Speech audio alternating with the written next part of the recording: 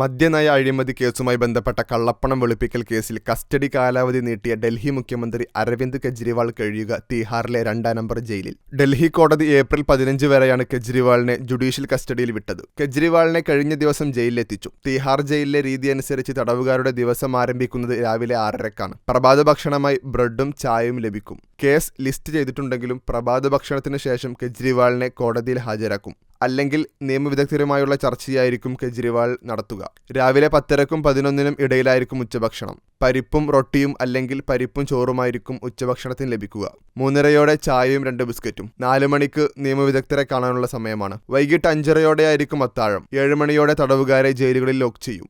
ഭക്ഷണത്തിനും മറ്റു പരിപാടികൾക്കും മാറ്റിവെച്ചിരിക്കുന്നത് ഒഴികെയുള്ള സന്ദർഭങ്ങളിൽ കെജ്രിവാളിന് TV കാണാം. വാർത്ത, വിനോദം, കായികം എന്നിവ സംപ്രേഷണം ചെയ്യുന്ന ചാനലുകളായിരിക്കും ലഭ്യമാകുക. അടിയന്തര ആവശ്യങ്ങൾക്കായി 24 മണിക്കൂറും ഡോക്ടർമാരുടെ സേവനവുമുണ്ട്. കെജ്രിവാൾ പ്രമേഹ രോഗിയായതുകൊണ്ട് കൃത്യമായ ഇടവേളകളിൽ പരിശോധനകൾ ഉണ്ടാകും. രോഗബാധിതനായതിനാൽ കെജ്രിവാളിന് പ്രത്യേക ഭക്ഷണക്രമം അനുവദിക്കണമെന്ന് അദ്ദേഹത്തിന്റെ അഭിഭാഷകൻ ആവശ്യപ്പെട്ടിരുന്നു. ആഴ്ചയിൽ 2 തവണ കുടുംബാംഗങ്ങളെ കാണാം. രാമായണം, ഭഗവത്ഗീത, നീരജ ചൗധരിയുടെ ഹൗ പ്രൈം മിനിസ്റ്റേഴ്സ് ഡിസൈസ് എന്നീ പുസ്തകങ്ങളും കെജ്രിവാൾ ആവശ്യപ്പെട്ടിട്ടുണ്ട്.